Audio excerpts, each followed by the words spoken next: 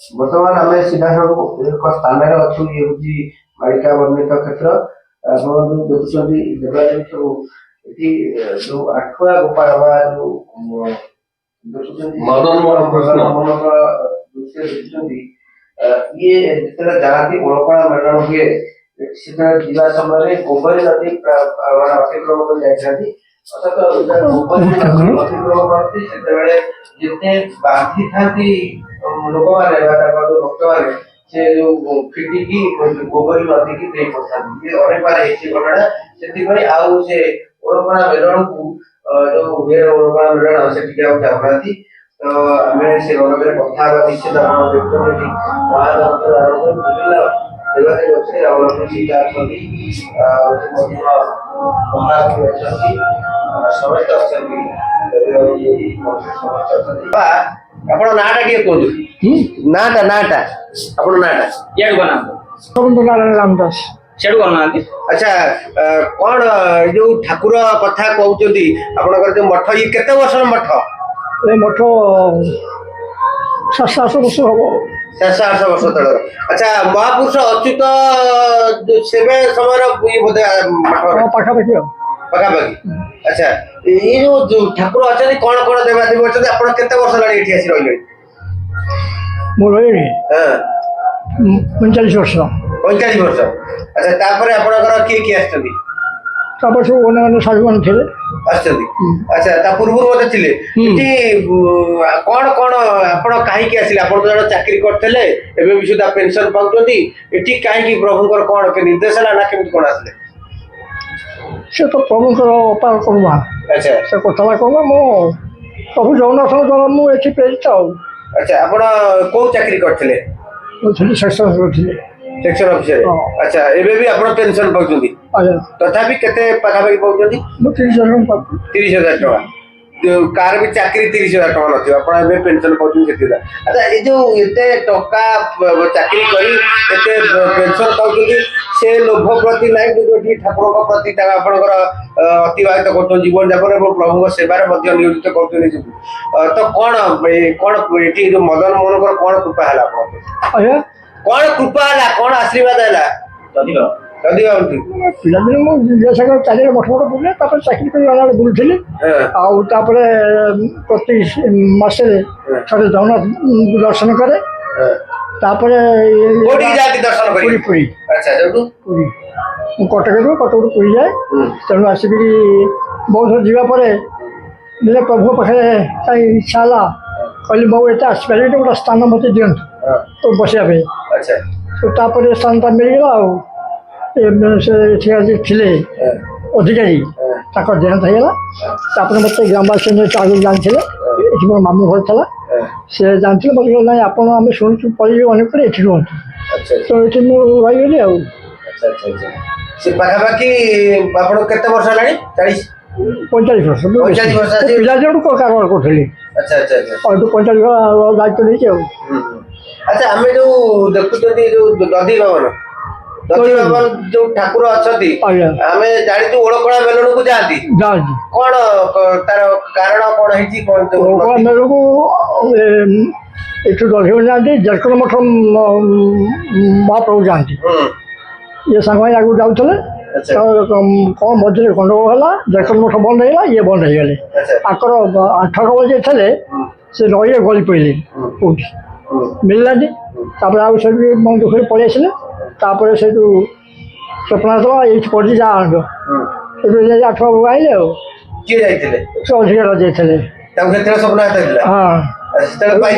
ठाकुर अच्छा देखिए बाबा आम जीवा आठुआ गोपाल पड़ी जाइए गोगरी नदी को डेई पड़ते ये सही ठाकुर देखु आप ये स्वप्नादेश देखते से समय गोबर नदी को आउ शेष थे सेवा देवा बंद थे प्रभु से देखुं शाल ग्राम अनेक अच्छा अनेक पोथी बुटा आगे रही अनेक देवादेवी देखुं से अनंत मध्य देखुं ଜଗନ୍ନାଥ ବଳଭଦ୍ର ସୁଭଦ୍ରା ଠାରୁ ଆରମ୍ଭ କରି ରାଧାକୃଷ୍ଣ ସମସ୍ତ ଅଛି ଦେବାଦେବୀ ଅଛନ୍ତି ଏଠି ମହାଦେବ ମଧ୍ୟ ରହିଛନ୍ତି। ଆଚ୍ଛା ପକେଇବା ଯେହେତୁ ଏଠି ପୋଥି ଅଛନ୍ତି ପୋଥିରେ ଗୁପ୍ତ ତତ୍ତ୍ୱ କିଛି ନିଶ୍ଚିତ ଥିବ କଣ କହିବ? ତାକୁ ତ ମହାରାଜ ପଢିଥିବେ ଆମେ ତ ତାକୁ ପଢିନୁ ବା ସେ ବିଷୟରେ ଆମେ ଆଉ ତାକୁ ତର୍ଜମା କରିନୁ କେବେ ବି ତାକୁ ତର୍ଜମା କରିବା ଯେହେତୁ ପୋଥି ଅଛି ବହୁତ ପୁରୁଣା ପୋଥି ମହାପୁରୁଷଙ୍କର ଅଛି ଆଉ ଏଠିକାର ଯୋଉ ଅଧିକାରୀ ମାନେ ସମସ୍ତେ ଥିଲେ ତ ସେମାନଙ୍କର ଯୋଉ ଲେଖନୀ ଅଛି ବା ମହାପୁରୁଷଙ୍କର ପ୍ରଥମ ପୀଠର ଯୋଉ ଜିନିଷ ସବୁ ମହାପୁରୁଷ ମାନେ ରଖିଯାଇଛନ୍ତି ସେଇ ଜ୍ଞାନକୁ ଆମେ ତ ତାକୁ ତର୍ଜମା କେବେ କରିନୁ। ଆଚ୍ଛା ମହାରାଜଙ୍କର ଅନୁମତିରେ ସେଟାକୁ ଦେଖିବୁ। ଆଜି ପର୍ଯ୍ୟନ୍ତ ଖୋଲା ହେଇନି ସେ ପୋଥି? ନାଇଁ ଥରେ ଖୋଲା ହେଇଥିଲା ଖାଲି ଆମେ ତାକୁ ଟିକେ ସଫା କରିକି ରଖିଛୁ। ଆଚ୍ଛା ସେମିତି କିଛି ନିର୍ଦ୍ଦେଶ ଆସିଛି ସେ ପୋଥି ବାବଦରେ କିଛି ଅଛି ବୋଲି କିଛି? ନାଇଁ ସେମିତି ଆମେ ତ ଆସିନି କିନ୍ତୁ କେହି ଜଣେ କହିଲେ ସେ ପୋଥି ଜୀବନ୍ତ ଅଛନ୍ତି ସେ ପ୍ରକାଶ ହେବେ। ଆଚ୍ଛା ଆଚ୍ଛା କେବେ ହେବେ ବୋଲି ଦେଖିବେ ଆଉ ଥରେ ଭିଜୁଆଲ ମାଧ୍ୟମ ଦେଖାନ୍ତୁ ଟିକେ ଆମେ ଦେଖୁଛନ୍ତି ଇଏ ହଉଛନ୍ତି ସେଇ ପୋଥି ଆମର ଆଜି ସୌଭାଗ୍ୟ ହେଲା କଣ ଆମେ ଜାଣିନା ଆଜି କାହିଁକି ଏଠି ଟଣା ହେଇ ମାନେ ଟାଣିକି ଆଣିଲେ ପ୍ରଭୁ ଆମେ ଅନେକ ଥର ଭାବିଛୁ ଏଇ ସ୍ଥାନକୁ ଆସିବା ପାଇଁ ଅଥଚ ସଂଯୋଗ ହେଇନଥିଲା ବା ସେଇ ସମୟ ଆସିନଥିଲା ବୋଧ ହୁଏ ଆଜି ସେ ସମୟ ଆସି ପହଞ୍ଚି ଯାହାଫଳରେ ଆମେ ଆସି ସେଇ ପୋଥି ନିକଟରେ ପହଞ୍ଚିବ ଯୋଉ କହୁଛନ୍ତି ଆଠୁଆ ଗୋପାଳ ଠାରୁ ଆରମ୍ଭ କରି ବିଭିନ୍ନ ଦେବାଦେବୀ ଆପଣ ଦେଖୁଛନ୍ତି ସେଇ ସ୍ଥାନରେ ଆଜି ମଧ୍ୟ ମହାଦେବ ମଧ୍ୟ ଅଛନ୍ତି ଦୁଇଟି ଶିବଲିଙ୍ଗ କଣ ତା ଅର୍ଥ? ଇଏ ପ୍ରଥମ ମହାଦେବ ଏଇପଟେ ଯୋଉ ଅଛନ୍ତି ସିଏ ଆକ୍ଚୁଆଲି ଆମର ଏଠି ନାଗା ମଠ ଗୋଟେ ଅଛି ସେ ନାଗା ମଠରେ ସ୍ଥାପନା ପାଇଁ ମହାରାଜ ରଖିଥିଲେ ଆଉ ଜଣେ ଦାନ ଆଣିକି ଦେଇ ଯାଇଛନ୍ତି ସେମାନେ ଆଉ ତାକୁ ପୂଜା ପାଠ କରିପାରିଲେନି ସେଥିପାଇଁ ଦେଇ ଯାଇଛନ୍ତି ମଠରେ। ଏଠି ହରିହର ମିଳନ ଭଳି ରହୁଛି ଗୋଟିଏ ସ୍ଥାନରେ ଏଠି ନିଜେ ନାରାୟଣ ରହୁଛନ୍ତି ରାମ ଲକ୍ଷ୍ମଣ ସୀତା ବି ରହୁଛନ୍ତି ମହାବୀର ବି ଅଛନ୍ତି। ଆଚ୍ଛା ଆଚ୍ଛା ଆପଣ ମଧ୍ୟ ଏଠି କେତେ ବର୍ଷ ହେଲାଣି ଆସିଲେ? ହଁ ଆମେ ଏଠୁ 2022 ମସିହାରୁ ଏଠି ଅଛୁ ତ ଗୁରୁଦେବଙ୍କର ଆଶୀର୍ବାଦରୁ ଏ ଜାଗାରେ ପହଞ୍ଚିଛୁ। ଆମେ ଛୋଟବେଳୁ ସନ୍ନ୍ୟାସୀ ପାଇଁ ଥିଲୁ ଆଉ 2022 ଏଠି ସନ୍ନ୍ୟାସୀ ହେଇଛୁ ଗୁରୁ ହୁଏ 2012 ମସିହାରୁ ଗୁରୁ କରୁଛୁ। ମହାପ୍ରଭୁଙ୍କର ଆଶୀର୍ବାଦରୁ ବା ତାଙ୍କର କୃପାରୁ ଏ ଜାଗାକୁ ଆଣିଛନ୍ତି। ଆରେ ସେଠି କଣ ସେମିତି କିଛି ଆପଣଙ୍କୁ ନିର୍ଦ୍ଦେଶ ଆସିଲା ଏଠିକି ଆସିବା ପାଇଁ ନା କଣ? ହଁ ଆମେ ସେମିତି ରହିବା ପାଇଁ ମୁଣ୍ଡାଳୁଚୂଳ ମଠ ପ୍ରଭୁଙ୍କର ଆଶୀର୍ବାଦ ବା ତାଙ୍କର ନିର୍ଦ୍ଦେଶ ଆସିଥିଲା ଗୁରୁଙ୍କୁ ଧରିକି ଆମେ ଏ ଜାଗାକୁ ଆସିଥିଲୁ। କାହାକୁ ଆପଣଙ୍କୁ ଆସିଥିଲା ନା ଗୁରୁକୁ ଆସିଥିଲା? ଆମକୁ ଆସିଥିଲା। କେବେ ଆସିଥିଲା ସେ ସମୟଟା? 2021। କଣ ଆସିଲା ଯେ ସେଠି ଅଛି ଏଇ ପର୍ଟିକୁଲାର ସ୍ଥାନରେ? ହଁ କଣ କହିଲେ? ଏଠି ଆକ୍ଚୁଆଲି ଏଠି ଆମେ ଆସୁ ଲଳିତଗିରି ଆମର ଏଠି ପାଖରେ ବନ୍ଧ ଥିଲେ ଆମେ ଏଠି ଜାଣିଥିଲୁ ତାପରେ ସେଟା ବହୁତ ଆଡେ ପାଇଁ ବୁଲିଛୁ ତାପରେ ଏଠି ପ୍ରଭୁଙ୍କର ନିର୍ଦ୍ଦେଶ ହେଲା ଆମେ ଏଇ ଜାଗାକୁ ଯାଆନ୍ତୁ ବା ମହାରାଜ ବି ଶିଷ୍ୟ କରିବା ପାଇଁ ବହୁତ ବ୍ୟସ୍ତ ଥିଲେ ଆମେ ସେଇଠି ଆସିକି ପହଞ୍ଚିଲୁ ତାପରେ ଆମକୁ ବି ଗୁରୁ ମହାରାଜ ପରୀକ୍ଷା ବି ନେଲେ ଗୋଟେ ବର୍ଷ ପୁରାପୁରି ପରୀକ୍ଷା ନେଲେ ତାପରେ ଏ ଜାଗାକୁ ମହନ୍ତ ମହାରାଜ ସେ ପରୀକ୍ଷାରେ ଆପଣ ଉତ୍ତୀର୍ଣ୍ଣ ହେଇଗଲେ? ନାଇଁ ସେ ପରୀକ୍ଷା ଆମକୁ ନେଲେ ଉତ୍ତୀର୍ଣ୍ଣ କଥା ନିଶ୍ଚିତ ତ ଉତ୍ତୀର୍ଣ୍ଣ ହେଇଥିଲେ ଆପଣଙ୍କୁ କେମିତି ଆଜି ସ୍ଥାପନା? ଉତ୍ତୀର୍ଣ୍ଣ ତ ଆମେ ଜାଣିନୁ ମହାରାଜ ଜାଣିଥିଲେ ତ ସେ ଯୋଉ ପ୍ରକାର ପରୀକ୍ଷା ନେଲେ ବା ସ୍ଥୂଳ ହଉ ବା ସୂକ୍ଷ୍ମ ହଉ ଯୋଉ ବାଟରେ ବି ସେ ପରୀକ୍ଷା ନେଲେ ତାପରେ ଆମକୁ ଏଠି ସନ୍ନ୍ୟାସୀ କରେଇଲେ ସନ୍ନ୍ୟାସୀ ଗୋଟେ ବର୍ଷ ପରେ ଏଠି ଅଧିକାରୀ ବି କରେଇଥିଲେ ବହୁତ ମଠର ବି ଅଧିକାରୀ ଆସିଥିଲେ ମହନ୍ତ ବି ଆସିଥିଲେ ସାଧୁ ସନ୍ଥ ବି ଆସିଥିଲେ ଆସିକି ଅଧିକାରୀର ଉପାଧି ବି ଦେଇଛନ୍ତି। ଆଚ୍ଛା ଏଇ ଯୋଉ ପୋଥି କଥା କହୁଛନ୍ତି ଏ ପୋଥିରେ ନିଶ୍ଚିତ କହୁଛନ୍ତି ସେ ସମୟ ଆସିଲେ ଖୋଲିବ ତା ସମୟ ନିକଟ ବୋଧ ହୁଏ ହେଇଗଲା କି ଆମେ ଆଜି ଖୋଲାସା ଏ ଜିନିଷକୁ ଜଣେ ପ୍ରକାଶ କରିଛନ୍ତି ଯେ ସେ ପୋଥିରେ କିଛି ଜୀବନ୍ତ ଜିନିଷ ଅଛି ଆମକୁ ଜଣେ ଫୋନ କରି କହିଲେ ଯେ ଦୂରଦୃଷ୍ଟି ଯୋଉମାନଙ୍କର ଅଛି ସେମାନେ ପ୍ରକାଶ କଲେ ଯେ ଯୋଉ ପୋଥି ଅଛି ସେ ଜାଗାକୁ ଆସିନାହାନ୍ତି ଯିଏ ଫୋନ କରିଥିଲେ ତାଙ୍କ ତ ନାଁ କହିବାନି ଯିଏ ଫୋନ କରିଥିଲେ ସେ କହିଲେ ଏ ପୋଥିରେ ଜୀବନ୍ତ ଅଛି ଆଉ ଏଇ ପ୍ରକାଶ ହବ ଆଉ ଦରିବା ମାନଙ୍କ ପାଖରେ ଯୋଉ ମହାରାଜଙ୍କ ପାଖରେ ଅଛି ଶାଳଗ୍ରାମ କହିଲେ ସିଏ ଜୀବନ୍ତ ଅଛି ଆଉ ସେ ଜ୍ୟୋତି ପ୍ରକାଶ କରୁଛନ୍ତି ବୋଲି ସେଠୁ ଦୂରରୁ ସେଠିକି ମଧ୍ୟ ଯିବା। ଆଚ୍ଛା ଯୋଉ କହୁଥିଲେ ଆଣ୍ଠୁଆ ଗୋପାଳ ଯୋଉ ଯେତେବେଳେ ଯାଆନ୍ତି ଓଳକଣା ମେଲଣକୁ ବିମାନରେ ସୁସଜ୍ଜିତ ବିମାନରେ ସେତେବେଳେ ଡେଇଁ ପଡନ୍ତି ଗୋବରୀ ଅତିକ୍ରମ ହେଲା ମାନେ ସେ ତାଙ୍କର ଡେଇଁ ପଡିବେ ଇଏ କେତେ ଥର ହେଇଛି ଏବଂ ତାପରେ ଆଉ ଯାଉନି କି ସେ କଥାଟା ଟିକେ କୁହନ୍ତୁ? ତ ଆମେ ଯାହା ଅନ୍ୟମାନଙ୍କ ଠାରୁ ଶୁଣୁଛୁ ତ ଓଳକଣାକୁ ଯାଉଥିଲେ ପ୍ରାୟ 20 ବର୍ଷ 25 ବର୍ଷ ଆଗରୁ ଯାଉଥିଲେ ସେତେବେଳେ ସିଏ ଡେଇଁ ପଡୁଥିଲେ ତ ଗୋବରୀ କ୍ରସ ହେବେ ମାନେ ସେ ଡେଇଁ ପଡିବ କାହିଁକିନା ଆଗରୁ ପୋଲ ନଥିଲା ନଈକି ଅତିକ୍ରମ କରି ଯାଉଥିଲେ ସେତେବେଳେ ସେ ଡେଇଁ ପଡନ୍ତି ଏମାନେ ଉଣ୍ଡାଳିଲା ବେଳକୁ ଆଉ ନଥିବେ ତ ତାପରେ ଯେତେବେଳେ ଯୋଉଠି ଥିଲେ ସେମାନେ ମହାରାଜଙ୍କ ଯୋଉଠି ଅଧିକାରୀ ଆମର ଥିଲେ ତାଙ୍କୁ ସେ ସ୍ୱପ୍ନାଗତ ହେଇ କହିଲେ ମୁଁ ଏଇଠି ପଡିଛି ଯାଅ ମତେ ନେଇକି ଆସିବ ତାପରେ ବାର ବାର ଏଇ ଜିନିଷ ହବାରୁ ସେ ସେଇଠୁ ଆଉ ଓଳକଣାକୁ ନଉନାହାନ୍ତି। ଆଚ୍ଛା ଆଚ୍ଛା ସେ ନିଜେ ଅଛନ୍ତି ହଁ ଅଛନ୍ତି ସେଇ ମୂର୍ତ୍ତି ଯୋଉ ସେଇ ବହୁତ ପୁରୁଣା ଆଉ ପ୍ରକାଶ ଜିନିଷ ସେ। ଆଚ୍ଛା ଏଠି ଅନନ୍ତ ଦେଖୁଛନ୍ତି ଅନେକ ଦେବାଦେବୀ ଅଛନ୍ତି କଣ କଣ ସବୁ ଅଛନ୍ତି? ଅନନ୍ତ ନାରାୟଣ ଅଛନ୍ତି ରାଧାକୃଷ୍ଣ ଅଛନ୍ତି ଜଗନ୍ନାଥ ବଳଭଦ୍ର ସୁଭଦ୍ରା ଅଛନ୍ତି ଆଠ ଗୋପାଳ ଅଛନ୍ତି ଶାଳଗ୍ରାମ ଅଛନ୍ତି ମହାପୁରୁଷ ଅଛନ୍ତି ଗଣେଶ ଅଛନ୍ତି ବୁଦ୍ଧଦେବ ଅଛନ୍ତି ହନୁମାନ ଅଛନ୍ତି ରାମ ଲକ୍ଷ୍ମଣ ସୀତା ଅଛନ୍ତି ମହାଦେବ ଅଛନ୍ତି ଗରୁଡ ଅଛନ୍ତି ସବୁ ଅଛନ୍ତି। ଆଚ୍ଛା ଏ ପୋଥି ଟିକେ ଆମକୁ ସ୍ପର୍ଶ କରେଇବେ ଟିକେ ଆମକୁ ଟିକେ ମୁଣ୍ଡରେ ଜୟ ହର ହର ମହାଦେବ ଜୟ ଜଗନ୍ନାଥ ଜୟ ପଞ୍ଚଶେଖର ଜୟ ଅନନ୍ତ ଏ ଯୋଉ ସୌଭାଗ୍ୟ ଇଏ କିଛି ଆଜିର କିଛି ସେମିତି ଥିଲା କି ସେମିତି କିଛି ଆପଣଙ୍କୁ ନିର୍ଦ୍ଦେଶ ହେଇଥିଲା ଏଇ ଆଜିର ଏଇ ପ୍ରଭୁଙ୍କୁ ସ୍ପର୍ଶ କରିବା ପୋଥି ଆଜି ଯୋଉ ଭେଟଘାଟ କିଛି ସେମିତି କିଛି ଆପଣଙ୍କୁ ଆଭାସ ସୂଚନା ଆସିଥିଲା କି? ହଁ କାଲି ଲାଗୁଥିଲା କେଇ ଜଣ ଆସିବେ ବୋଲିକି ତ ଆମେ ଅନୁଭୂତି ଥିଲା ସେ ପ୍ରକାଶ ତ ନଥିଲା ଯେହେତୁ ଜିନିଷ ହେଲା ପରେ ଆମେ ସେଟାକୁ ଅନୁଭବ କଲୁ କି ଆମେ ସେ ଆଗରୁ ତ ସେମିତି ଏତେ ଅନୁଭୂତି ନଥିଲା ଯେହେତୁ ଆପଣ କାଲି ଜିନିଷ ଆସିଥିଲା କେହି ଆସିବେ ତ ସେଇ ତାଙ୍କରି ଭିତରୁ ଆପଣ ଆସିଛନ୍ତି ଆଉ କିଏ ଆସିପାରନ୍ତି ଆମେ କାହିଁକି କହିବା ନିଜକୁ ତ ପ୍ରଥମରୁ ତ ଆପଣ ଆସି ଯାଇଛନ୍ତି ଯେହେତୁ କେହି ଆସିବେ ବୋଲି ଥିଲେ ତ ଆପଣ ଆସିଗଲେ ତାପରେ ତ କେହି ଆସିନାହାନ୍ତି ତ ତାପରେ କେହି ଆସିପାରନ୍ତି ଆମେ ତ ସେଇଟା କହିପାରିବାନି ପ୍ରଭୁ ନିଜେ ନିର୍ଦ୍ଦେଶ ହେଇଥିଲା ନା ସ୍ୱପ୍ନରେ କହିଥିଲେ? ନାଇଁ ସେମିତି ଜଣେଇଥିଲେ କିଏ ନିଜେ ହଁ ଦଧି ବାବାନ ନିଜେ ଜଣେଇଥିଲେ। କଣ କହିଥିଲେ ପ୍ରଭୁ? ନାଇଁ କହିଲେ ସଂକେତ ଦେଇଥିଲେ କିଛି ସେମିତି କହିନଥିଲେ କେହି ଆସିବେ ବୋଲି ସଂକେତ ଦେଇଥିଲେ। ଆଚ୍ଛା ଆଚ୍ଛା ଆଚ୍ଛା ଆଜି ସେଇ ପ୍ରକାଶ ବୋଲି କିଛି ନଥିଲା କିଛି ନାମ ନେଇ ନଥିଲା କିଛି କେହି ଜଣେ ଆସିବେ ବୋଲି କି ସଂକେତ କାଲିଠୁ ହିଁ କହିଥିଲେ ତାପରେ ବି ଆପଣ ଯୋଗାଯୋଗ କିଛି ନଥିଲା ଏତେ ଦିନ ବହୁତ ଦିନ ଡିଫରେନ୍ସ ଭିତରେ ଆପଣ ଆଜି ସକାଳୁ ବି ଯୋଗାଯୋଗ ଫୋନ କଲେ ଫୋନ ଏଠି କେବେ ବି ଆସିନଥିଲେ ଆମେ ବି ବହୁତ ଥର ଆପଣଙ୍କୁ ବି କହିଛୁ ଭେଟ ବି ହେଇଛି ପାଖାପାଖି ସ୍ଥାନରେ ବି ଲଳିତଗିରିରେ ଭେଟ ହେଇଛି କିନ୍ତୁ ଆସିବା ତା ସମୟ ନହେଲେ କେହି ଜିନିଷ କିଛି ହୁଏନି ବର୍ତ୍ତମାନ ସମୟ ଆଜି ସକାଳୁ ଆପଣ ଫୋନ କଲେ କାଲି ଏ ଜିନିଷଟା ଆସିଥିଲା କିନ୍ତୁ ଆଜି ଆସିବା ପାଇଁ ବି ସ୍ଥିର ନଥିଲା କିଛି ତ ନଥିଲା ଆପଣ ବି କହୁନଥିଲେ ତ ହଠାତ୍ ଆପଣ ଆସି ପହଞ୍ଚିଲେ ଏଇ ଜିନିଷ ଅନୁଭୂତି ଆଉ ସେ ପ୍ରଭୁଙ୍କର ନିଶ୍ଚିନ୍ତ ଚାଲନ୍ତୁ ଟିକେ ଦେଖିବା ପ୍ରଭୁଙ୍କର ଯୋଉ ଜୀବନ୍ତ ରହିଛନ୍ତି ସେଇ ସ୍ଥାନକୁ ଯିବା ନିଶ୍ଚିନ୍ତ ଭାବରେ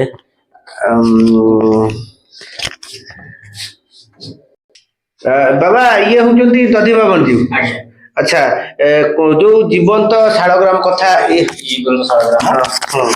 କଣ ତା ବାବଦରେ ଟିକେ କୁହନ୍ତୁ କଣ କେମିତି କଣ କିଏ କହିଥିଲେ ଆପଣଙ୍କୁ ଭକ୍ତ ବା ଦୂରଦର୍ଶନ ସେ ଯୋଉ ଜିନିଷ କହିଥିଲେ ଜିନିଷ ବି ଅଛି ସାଂଘାତିକ ଜିନିଷ ବି ଅଛି ଏଥିରେ ସ୍ୱୟଂ ପୁରା ନାରାୟଣଙ୍କର ରୂପ ବି ଆମେ ଯଦି ଦେଖିବା ତାଙ୍କର ତିଳକ ଅଛି ତାଙ୍କର ସବୁ ଜିନିଷ ବି ଟିକେ ଦେଖେଇବା ଟିକେ ଦେଖୁଛୁ ଗୋଟେ ଦେଖନ୍ତୁ ତାଙ୍କର ପୁରାପୁରି ତିଳକ ଅଛି ତାଙ୍କ ଭିତରେ ଗର୍ଭଗୃହ ଅଛି କେମିତି ତାଙ୍କ ଆମେ ପରିଚିତ କରିବା ବୋଲି କି ଆମର ଆଖି ଆଗରେ ପୁରାପୁରି ପୁରା ସ୍ପଷ୍ଟ ଅଛି ତାଙ୍କର ତିଳକ ଅଛି ତିଳକର ପୁରାପୁରି ନାରାୟଣଙ୍କର ତିଳକ ପୁରାପୁରି ଜାଗାରେ ଏସବୁ ପାଇଁ ଯୋଉ କଥା ପ୍ରଭୁ ଆସନ୍ତା ଗତକାଲି ନିଜେ ଦଧିବାବୁ କହିଥିଲେ ସଂକେତ ଦେଇଥିଲେ କହିନଥିଲେ ସେମିତି ଆବାସ କିଛି ଆସିଥିଲା କଣ ଆସିଥିଲା ଯେ କେହି ଜଣେ ଆସିବେ ସେଇ ଆପଣଙ୍କର ମହାପ୍ରଭୁଙ୍କର ଜିନିଷକୁ ପ୍ରକାଶ କରିବା ପାଇଁ ଟିକେ ଶାଳଗ୍ରାମକୁ ଟିକେ ଛୁଇଁ ଧରିବା ସ୍ପର୍ଶ କରିବା ଜୟ ଜଗନ୍ନାଥ ଆଉ ସେ ଆପଣ ଦେଖନ୍ତୁ ପ୍ରଭୁଙ୍କର କଣ ଆଶୀର୍ବାଦ ଜଗନ୍ନାଥଙ୍କର ଆମେ ଜାଣିନୁ ତାଙ୍କର ଦୟାର ଆଶୀର୍ବାଦରୁ ଆଜି ଯାହା ହେଇକି ଗୋଟେ ସଂଯୋଗ ଅପୂର୍ବ ମିଳନ କହିଲେ ଅତ୍ୟୁକ୍ତି ହବନି କାରଣ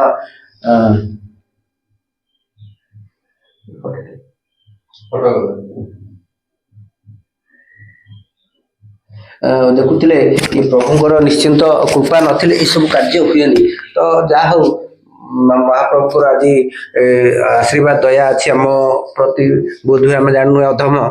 ତେଣୁକରି ସେଇ ଜାଗା ବା ସେଇ ସ୍ଥାନକୁ ଆଜି ପହଞ୍ଚିଲୁ। ବାରମ୍ବାର ଆମେ ବି ଚେଷ୍ଟା କରୁଥିଲୁ ଏଇଠିକି ଆସିବା ପାଇଁ, ବାବା ଅକ୍ଷୟ ବାବା ଆମକୁ କହିଥିଲେ, ଆମେ ହଁ ଯିବୁ କହିଥିଲୁ, କିନ୍ତୁ ଆଜି ପର୍ଯ୍ୟନ୍ତ ଆସିପାରୁନଥିଲୁ।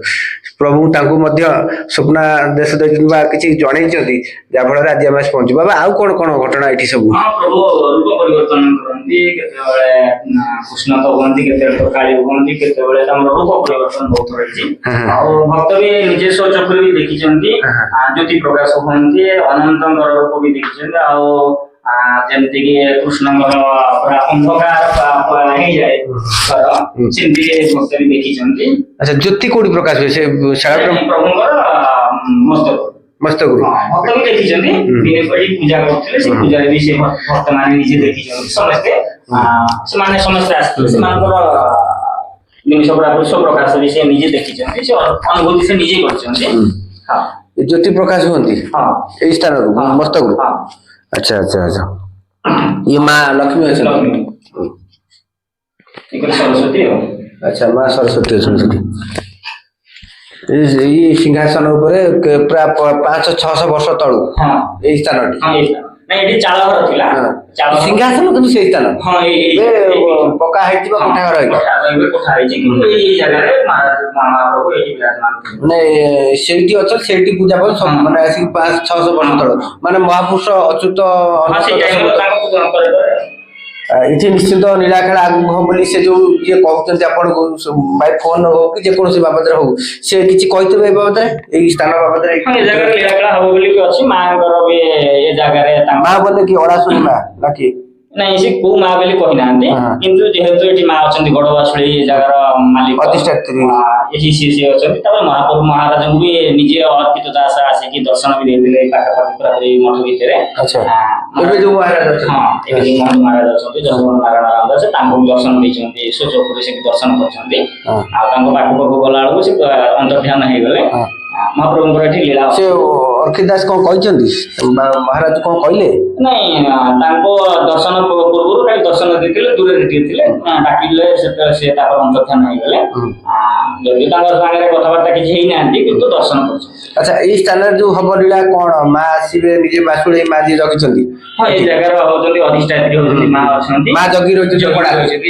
ଲଳିତଗିରି ତ ସମସ୍ତେ ବୋଧେ ଜାଣିଥିବେ, ମହାପୁରୁଷ ଦେଖିଥିଲେ ଯୋଉ ଜିନିଷ ଯେ ଲଳିତଗିରି ଭାସିବ, ଲଳିତଗିରି ପାହାଡଟି ଭାସିବ ବୋଲି ଲଳିତଗିରି ସବୁ ଭକ୍ତ ଆସି ରହିବେ। ସବୁ ଜାଗା ବୁଡିଗଲେ ବି ଲଳିତଗିରି ବୁଡିବନି। ନଣ୍ଡା ପାହାଡ ଅଛି, ନଣ୍ଡା ପାହାଡ। ସେତେବେଳେ ସେଙ୍କା ଠାକୁର ବି ସେଇ କଥା କହିଛନ୍ତି, ସେଠି ମଧ୍ୟ ଯଜ୍ଞ କରିଛନ୍ତି। ଅର୍କିତ ଦାସ ଯିଏ ସେଙ୍କା ଠାକୁରଙ୍କର ଆଉ ଜନ୍ମ। ସବୁଆଡେ ବାଲି ଚରିଗଲେ ବି ଲଳିତଗିରି କିଛି ହବନି। ଆଉ ଅନେକ ଭକ୍ତ, ସବୁ ଭକ୍ତ ମାନେ ଏଠି ଆସିକି ମେଳ ହେବେ ଲଳିତଗିରିରେ ବୋଲି ପ୍ରମାଣ ଅଛି। ଯୋଉ ଗିରି ଭିତରେ ଲଳିତଗିରି ବି ଗୋଟେ ଗିରି, ଅଷ୍ଟଗିରି ଭିତରେ ଲଳିତଗିରି ବି ଶ୍ରେଷ୍ଠ କରିଛନ୍ତି ଅଷ୍ଟଗିରି ଭିତରେ। ଆଉ ବିଶେଷ କରି ଏଇଟା ଯେହେତୁ ତ୍ରିକୋଣ ଭୂମିରେ ଯାଉଛି, ଅର୍କିତ ଦାସ, ଅଚ୍ୟୁତାନନ୍ଦ ପୀଠ ଏବଂ ହାଡିଦାସ ଏଇ ତ୍ରିକୋଣ ଭୂମି ବା ପଞ୍ଚକୋଶୀ ଭିତରେ ରହିଛି। ଏଇଟା ପଞ୍ଚକୋଶ ଭିତରେ ଅଛି। ସେ ତ ପଞ୍ଚକୋଶ କେହି ତ ପ୍ରକାଶ ସେମିତି କରୁନାହାନ୍ତି, ତ ଏଇ ଜାଗାକୁ କେହି ପ୍ରକାଶ ସେମିତି କରୁନାହାନ୍ତି। ଏସବୁ ଗୁପ୍ତ ଭକ୍ତ, ମାନେ ଏଇଟା ପରିପ୍ରକାଶ ହବାର ବି ଗୋଟେ ଆଜି ମାଧ୍ୟମ ହୋଇଥାଇପାରେ। ଆଜି ପର୍ଯ୍ୟନ୍ତ ଯେତେବେଳେ ହଉନଥିଲା ଆପଣ କହୁଛନ୍ତି, ଆଜି ଯେହେତୁ କାଲି ଗତକାଲି ଆପଣଙ୍କୁ କିଛି ନିଜେ ଦଧି ବାବୁ ମାନେ ଜଣେଇଥିଲେ କେହି ଆସିବେ ନା କଣ, ଆପଣ ମୁହଁରୁ କୁହନ୍ତୁ, ମୁଁ ଜାଣିନି। ସେଟା ତ ଆଉ ଆଗରୁ ରଖିଛନ୍ତି। ତ ଓଳାଶୁଣୀ ଆଉ ଓଳାଶୁଣୀର ନେମାଳର ଛତିଆ, ଇଏ ହଉଛି ପଞ୍ଚକୋଶ। ଆପଣ ମହାପୁରୁଷ ମାନେ ସ୍ପଷ୍ଟ ଭାବରେ କରିଛନ୍ତି, ପଞ୍ଚକୋଶ ଭିତରେ କୌଣସି ଭକ୍ତ ସ୍ପଷ୍ଟ ଭାବରେ କିଛି ଖୋଲା ଯାଇ ନାହିଁ। ଅନେକ ଭକ୍ତରେ ସବୁ ସମସ୍ତେ କହିସାରିଲେଣି, କିନ୍ତୁ ଇଏ ପଞ୍ଚକୋଶ ଭିତରେ କେହି ଆଯାଏ ଖୋଲି ନାହାନ୍ତି। ତ ସେମାନଙ୍କର ଯୋଉ ଗୁପ୍ତ ଭକ୍ତ ସବୁ ଅଛନ୍ତି, ସେମାନଙ୍କର ତ ମିଡିଆ ସାମ୍ନାରେ ସେମାନେ ଆସିକି କେବେ କହିବେନି, ସେଥିପାଇଁ ସେ ଜିନିଷଟା ଗୁପ୍ତ। ଇଏ କେବେ ପରିପ୍ରକାଶ ହେଇଥିଲା ଏ ବାବଦରେ, ପ୍ରଭୁଙ୍କର ବାବଦରେ କେମିତି? ନାଇଁ, ଇଏ ବର୍ତ୍ତମାନ ମଠକୁ କେହି ଆଯାଏ ଜାଣିନାହାନ୍ତି। ଆଜି କାହିଁ ତା ସମୟ କଣ ହେଲା, କଣ ସେଇ କଥାଟା କୁହ? ପ୍ରଭୁଙ୍କର ଲୀଳା ସମୟ ଯେତେବେଳେ ଆସିଯାଉଛି, ପ୍ରଭୁଙ୍କର କର୍ମକ୍ଷେତ୍ର ଯେଉଁମାନଙ୍କୁ ସବୁ ଦାୟିତ୍ୱ ଦେଇଛନ୍ତି, ସେମାନେ ଆସିବା ଦରକାର, ନିହାତି ତାଙ୍କ ଭକ୍ତ ଜାଣିବା ଦରକାର, ଏଇଥିପାଇଁ ବୋଲି। ଆଚ୍ଛା, ଗତକାଲି ଯୋଉ ପ୍ରଭୁ କଣ ସୂଚେଇଥିଲେ? କେହି ଆସିକି ତାଙ୍କ ଜିନିଷକୁ ପ୍ରକାଶ କରିବେ ବୋଲି ଏମିତି ଡାଇରେକ୍ଟ କହିଥିଲେ? ନାଇଁ, କିଛି ସଂକେତ ଦେଇଥିଲେ, କହିନଥିଲେ ଯେ କିଏ ଭକ୍ତ ଆସିବେ, ସ୍ୱପ୍ନ ମାଧ୍ୟମରେ ଯଦିଓ ନୁହେଁ ସ୍ୱଚକ୍ଷୁରେ ବି କହିଲେ ବି ଅତ୍ୟୁକ୍ତି ହବନି ସେମିତି କିଛି ଆସିଥିଲା ଆଉ।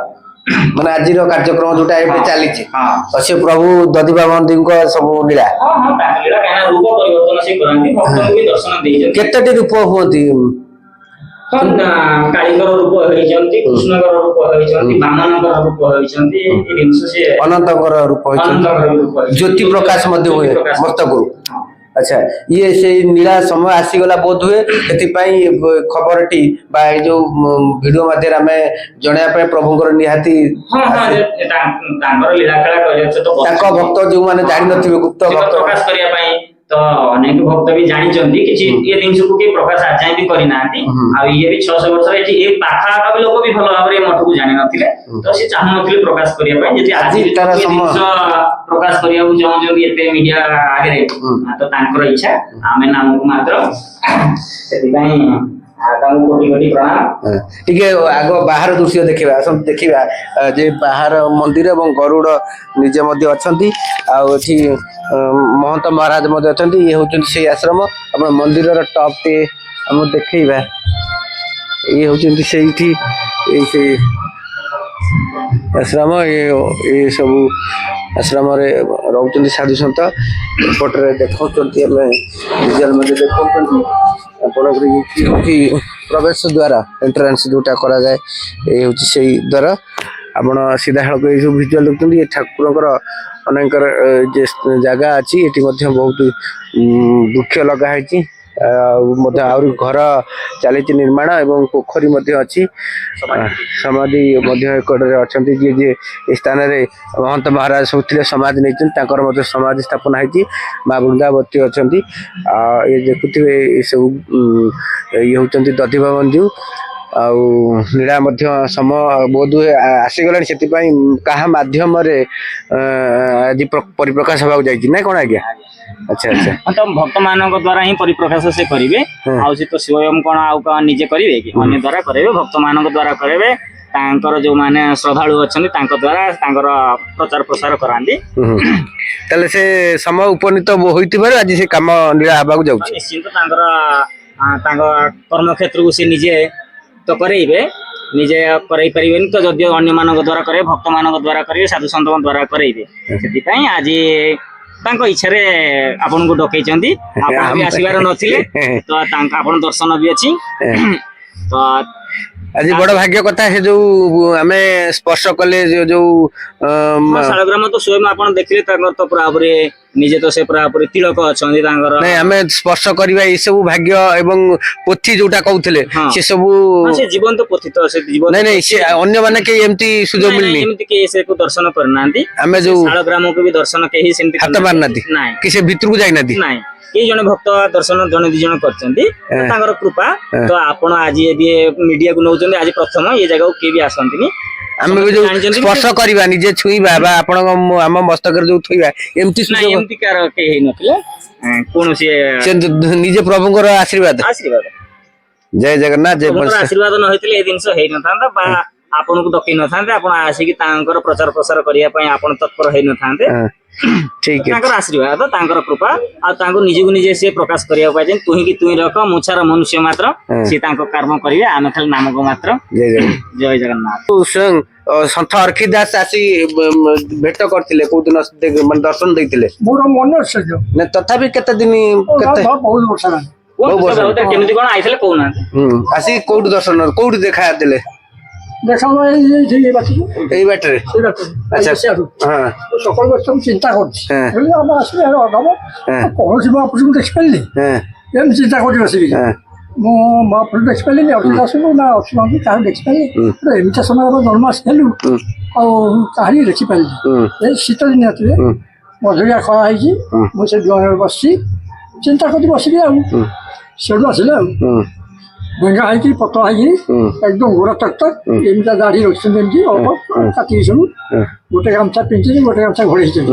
ସେଠୁ ବାড়ি ଯାଉଛନ୍ତି, ଦାଢି ଶୁଖିଲେ କି ଆସିଲେ ଗୋଟେ ସନ୍ନ୍ୟାସୀ ଆସୁଛନ୍ତି, ସେ ତ ମାରି ଆସୁଛନ୍ତି। ଆଉ ଦିନ ନା ରାତି ସମୟ? ଦିନରେ। ଆଚ୍ଛା, ଦିନ 8ଟା 7ଟା 8ଟା ଭିତରେ। ଆଚ୍ଛା ଆଚ୍ଛା, ସେଠୁ ମାରି ଆସୁଛନ୍ତି ବୁଲାଣି। एकदम ଗୋଡ଼ ତଥାପି ଭଲ ଆସିଗଲି ସେଠୁ ଆସିକି ମୁଁ ବସି ଅନଉଛି ଯେମିତି ମାରି ଚାହୁଁଥିଲି ସେଠୁ ମୁଁ ଉଠିଗଲି ମୁଁ ଲାଗେ ଇଆଡ଼େ ଆସୁ ମୁଁ ତ ଏତିକି କହିଦେଇଛି ଆଉ ବାକେ ସିଆଡ଼େ ଇଆଡ଼ୁ ଭାଙ୍ଗିଗଲେ ଆଉ ମୁଁ ଉଠି ପଳେଇଲି ତା ପଛରେ ଆଉ ପାଇଲି ଆପଣ କେମିତି ଜାଣିଲେ ଯେ ସେଇ ସନ୍ଥ ଅର୍କିତ ଦାସ ବୋଲି ଅର୍କିତ ଦାସ ବୋଲି କେମିତି ଭାବୁଛି ବା ହଁ ଭାବନାର ପ୍ରତିଫଳ ହବନି ହଁ ନିଶ୍ଚିନ୍ତ ନିଶ୍ଚିନ୍ତ ନିଶ୍ଚିନ୍ତ ତାହେଲେ ସେ ଦେଖିବି ବହୁତ ଆଶା ହେଇଗଲା ଆଉ ଠିକ ଅଛି ଯୋଉଟା ମାନେ ବହୁତ ଦିନର ମନ ଭିତରେ କଳ୍ପନା ଥିଲା ତା ବାସ୍ତବରେ ସାକାର ହେଇଗଲା ଆଚ୍ଛା ଆଚ୍ଛା ଆଚ୍ଛା ଯେକୌଣସି ମହାପୁରୁଷ ତ ଅଚ୍ୟୁତ ଠାରୁ ଆରମ୍ଭ କରିଥିଲେ କିନ୍ତୁ ଅର୍କିତ ଦାସଙ୍କ ପୀଠରେ ଲାଗିଛି ପାଖାପାଖି ସେ ଅର୍କିତ ଦାସ ବୋଲି ଆପଣ ଭାବନା ନେଇ ଦେଇଛନ୍ତି ଠିକ ଠିକ ଅଛି ଜୟ ଜଗନ୍ନାଥ ଜୟ ପଞ୍ଚ ହର ହର ମହାଦେव ଜୟ ଶ୍ରୀ ଅଚ୍ୟୁତ ଜୟ ମା ଯୋଗମୟ ଆଦି ଶକ୍ତି ପୂର୍ଣ୍ଣ ବ୍ରହ୍ମ ହର ହର ମହାଦେବ ଜୟ ଜଗନ୍ନାଥ ଜୟ ଗଦିବା ବନ୍ଧୁ ଇଏ ଗୋଟେ ଦେଖ ମଠର ଅଧିକାରୀ ମଠ